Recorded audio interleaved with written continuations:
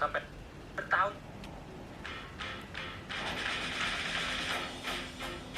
Donor darah. Di mana nih acaranya? Oh, hari apa? Sabtu 11 Oktober 2025 jam 1. Oh, donor darah. Menarik buat dibahas. Oke deh.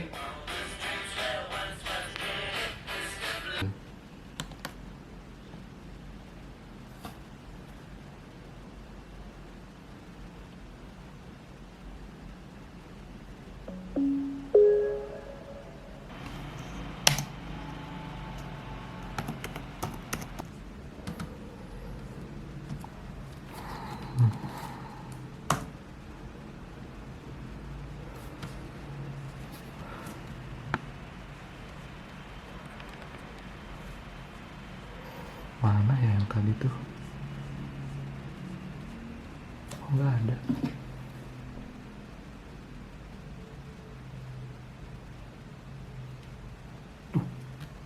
Tuh apa tuh? Nah, ini yang tadi nih. Kirimin.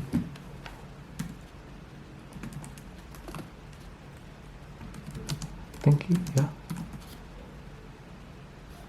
Baru mau gue cari, udah dikirim ternyata teman-teman gue. Jadi kebetulan saya cukup penasaran. Kalian tahu nggak kenapa iklan donor darah menyelamatkan nyawa dari PMI itu selalu berhasil? Kebetulan saya udah tahu nih, ada materi. Kita bahas kayak seru nih. Jawabannya ada di dua paradigma dalam ilmu komunikasi. Yang pertama, paradigma mekanistis. Ini simple, komunikasi adalah proses linear. Fokusnya cuma satu. Apakah pesan ayo donor darah tersampaikan dengan jelas ke masyarakat? Lalu yang kedua, ada paradigma kultural. Ini lebih dalam. Ini bukan cuma soal tindakan, tapi soal nilai sosial. Ini bicara soal budaya solidaritas, empati, dan gotong royong kita. Pesan ini menyentuh identitas kolektif kita. Tapi tunggu dulu.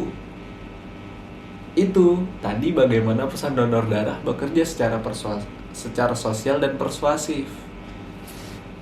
Tapi sekarang pertanyaannya, bagaimana pesan yang kuat ini bisa menyebar dan dimodifikasi oleh kita semua di era digital? Disinilah peran-peran teori komunikasi yang jauh lebih kontemporer masuk. Kenapa satu video bisa muncul di TikTok, Instagram, lalu diremix orang lain? Ini rahasia komunikasi di era digital. Sekarang kenapa satu video bisa muncul di TikTok, Instagram, lalu diremix orang lain? Ini rahasia komunikasi di era digital sebenarnya. Ini namanya teori konvergensi budaya dari Henry Jenkins. Intinya batas antara media lama dan media baru sekarang sudah kabur. Audiens itu sekarang aktif berpartisipasi dalam menciptakan dan menyebarkan makna. Kita bukan cuma penonton pasif lagi. Gitu sekarang. Tapi selebihnya nanti dibahas sama teman saya ya.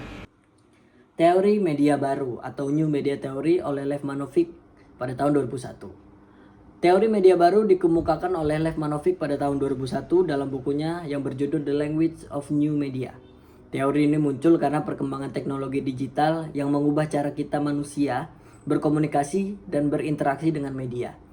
Manovic juga menjelaskan bahwa media modern bersifat interaktif, fleksibel, dan berbasis komputer, yang dimana kita, pengguna, dapat ikut memodifikasi dan mengontrol isi media. Ada 5 indikator yang menjadi indikator utama yang meliputi teori ini. Yang pertama ada numerical representation, yaitu semua konten berbasis data digital.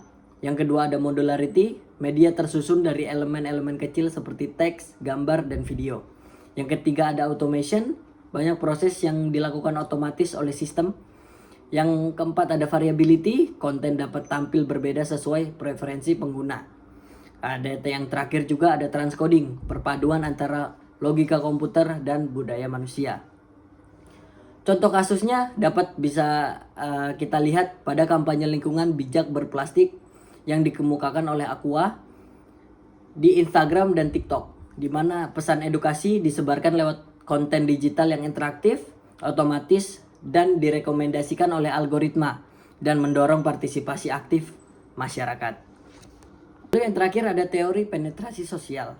Teori penetrasi sosial atau social penetration theory dikembangkan oleh Irwin Altman dan Dalmas Taylor pada tahun 1973. Teori ini menjelaskan bahwa hubungan antar individu berkembang secara bertahap melalui proses pengungkapan diri atau self-disclosure dari hal-hal yang bersifat dangkal hingga pribadi dan mendalam, ibarat mengupas bawang lapis demi lapis.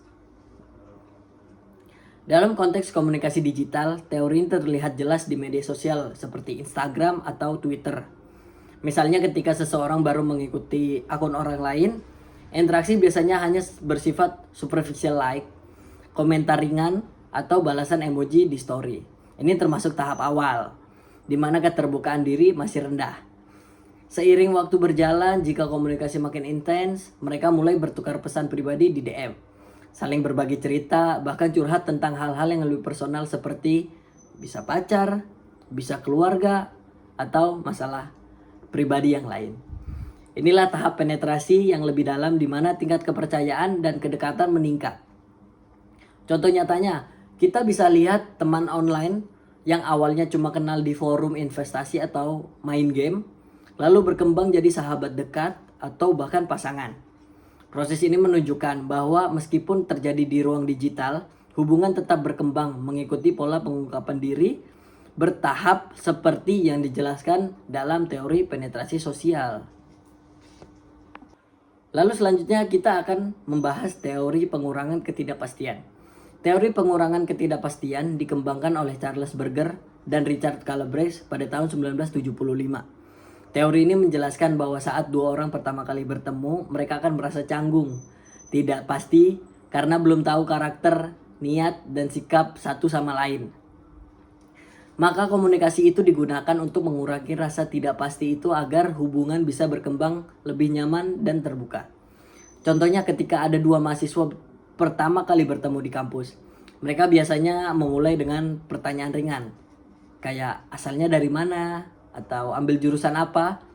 Itu disebut tahap awal pertemuan atau entry phase, di mana komunikasi ini masih formal dan bertujuan mengenal dasar identitas lawan bicara. Lalu setelah sering berinteraksi dan mulai akrab, misalnya jadi teman sekelompok atau sering nongkrong bareng, mereka masuk ke tahap lanjutan atau personal phase, di mana mulai terbuka soal opini, nilai, atau pengalaman pribadi.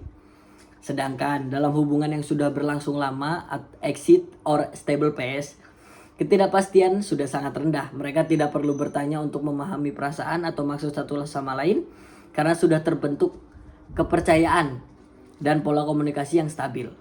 Jadi semakin sering komunikasi dilakukan, semakin kecil ketidakpastian dan semakin kuat pula hubungan yang terbangun.